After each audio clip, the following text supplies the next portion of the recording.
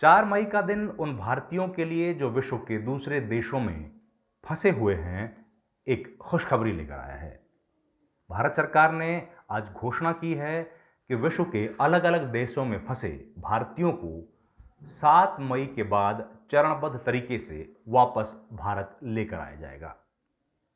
गृह मंत्रालय की तरफ से दी गई एक जानकारी के अनुसार उन सब लोगों को स्थानीय जो अलग-अलग देशों में फंसे हुए हैं, उनको जो भारत के दूतावास उन मुल्कों में हैं, उनके माध्यम से एक सूचीबद्ध किया जाएगा, एक सूची तैयार की जाएगी और उसके बाद तय मापदंडों और प्रोटोकॉल के तहत उन लोगों को लाया जाएगा।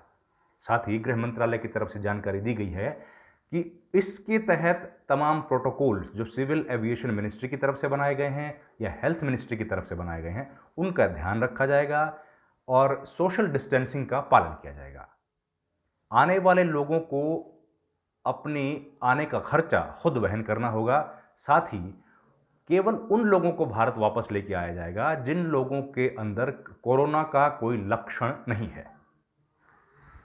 असल में सुप्रीम कोर्ट में भी इन्हीं मांगों को लेकर कुछ याचिकाएं दायर की गई थी अलग अलग लोगों की तरफ से, जिसमें यह कहा गया था कि सुप्रीम कोर्ट भारत सरकार को यह आदेश दे कि विदेश में फंसे तमाम भारतीयों को वापस बुलाया जाए।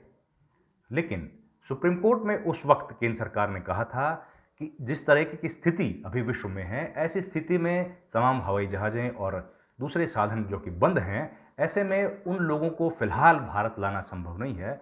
इस पर सुप्रीम कोर्ट ने कहा था कि उन लोगों का जो विदेशों में फंसे हैं, उनका ध्यान रखा जाए।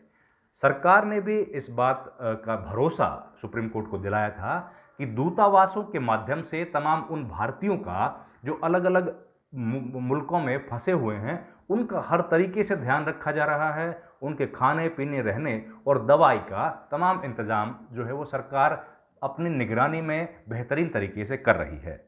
ऐसे में अब जो आदेश आया है, जिसके बाद 7 मई के बाद से चरणबद्ध तरीके से उन लोगों को वापस भारत लाया जाएगा, जिसके लिए हवाई जहाज और नौसेना की जहाज़ों का उपयोग किया जाएगा।